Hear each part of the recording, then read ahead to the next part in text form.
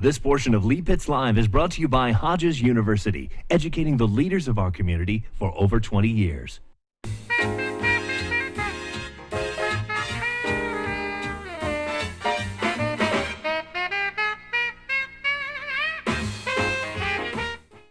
Okay, ladies and gentlemen, boys and girls, we're delighted to have as a first-time guest on the show, Dr. Amy Desamours, and you'll hear me refer to her as Dr. Amy on the show so that I don't have to deal with that French name throughout the show, but it's a beautiful name. Dr. Amy, welcome to Lee Pitts Live. Well, thank you very much. Good to get you here.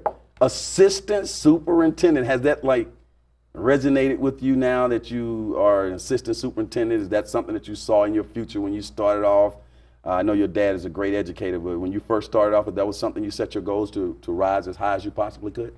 Well, I don't even know that I was thinking about that at the time. I just was excited to come work for the school district and do, what I thought was purposeful work. Mm-hmm. So I'm happy to be here and I'm having a good time with it. Now, you're the head person for budget and finance.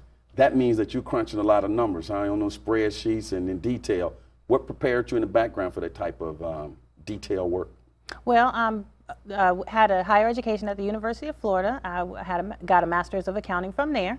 And I've worked in accounting and numbers since I left college. So, I've been doing that for a long time. I worked in taxation for a long time, did some teaching at community college for a while. And then when I came back home to Fort Myers, I decided I wanted to come work for the school district. Now, you're largely credited as being the vanguard around bringing Lee County school system through a tight budget last year. When the budget was really tight, you managed that really good and got them through that. What was the challenge last year, and what are the challenges this year as it relates to the budget? Anything major? Well, actually, the challenges for the past 5 years, since the economy really started going downhill. Of course, even before then, it's hard for school districts because we rely on other people and other sources and for our funding. So we rely on the state to allocate us the funding, and we rely on property taxes in order to keep us going. We don't have a lot of sources of funding outside of that.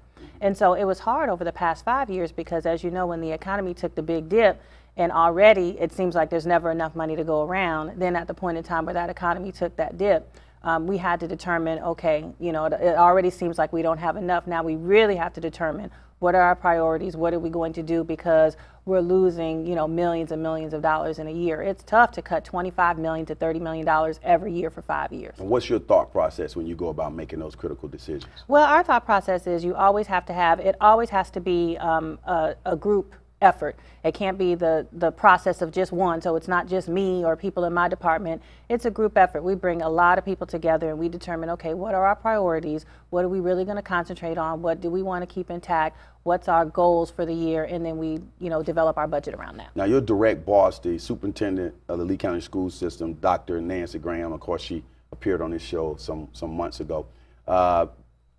What's your overall thought of her so far in terms of the way she's approaching education in the area? My overall thought is she is about kids. And, I really appreciate that. When you're working with someone who has the best interests of kids at heart, we can accomplish anything. We don't always have to agree. We don't always, necessarily see things in the same way. But we talk about a lot of things. We come to consensus on what we're going to do, and we do it. And we always have the best interests of kids at heart. So I really, really appreciate that about her. And what's your thoughts around her appreciation for diversity in terms of principals, teachers, staff, administrators in the Lee County school system? I think it's very important to her. We know that the demographics in our community have changed over the past 10 years, continue to change, and we all feel that it's very important that our leadership, that our administration, that our leadership, that faculties and schools really reflect that diversity. And so that's what we're working towards. You have now been catapulted into basically being a public figure, a role model in a sense.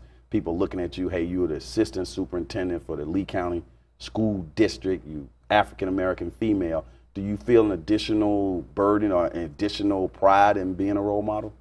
I've always felt pride in that. I don't know that, it's something that I think about all the time, every day.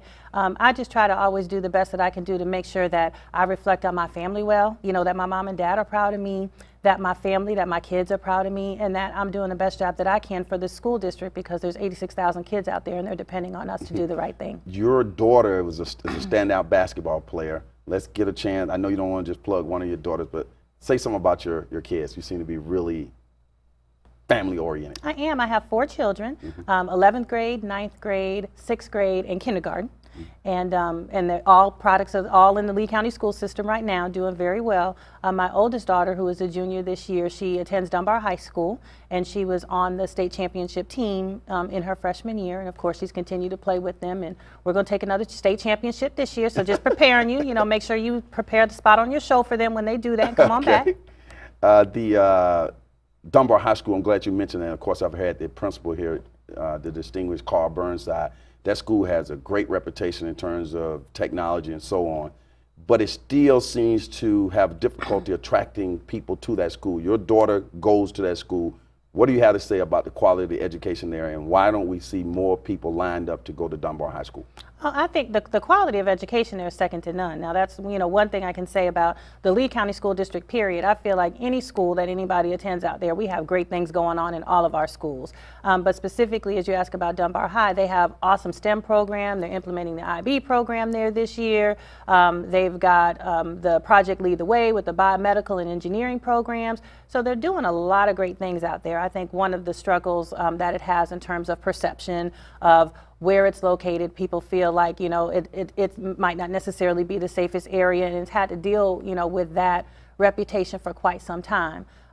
In my opinion, there's nothing wrong with the area. I think it's a good area. Kids enjoy going there. My daughter has always had the best experience. It's currently going through a $35 million renovation, so it's going to be a beautiful building next year when they open that. And I'm looking forward to packing that. It's going to be, 1,800 kids is going to be its capacity. I'm looking forward to packing it with all 1,800 of those kids. Outstanding. Well, Dr. Amy, it's been a pleasure having you on the show. All right, thank you. Look forward to getting you back in the future. Will do. Okay, stay right there.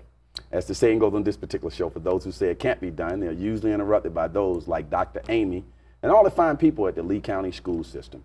This portion of Lee Pitts Live is brought by Lee County School District, where our vision is to be a world-class school system. Congratulations to Lee Pitts Live, recipient of the NAACP Image Award.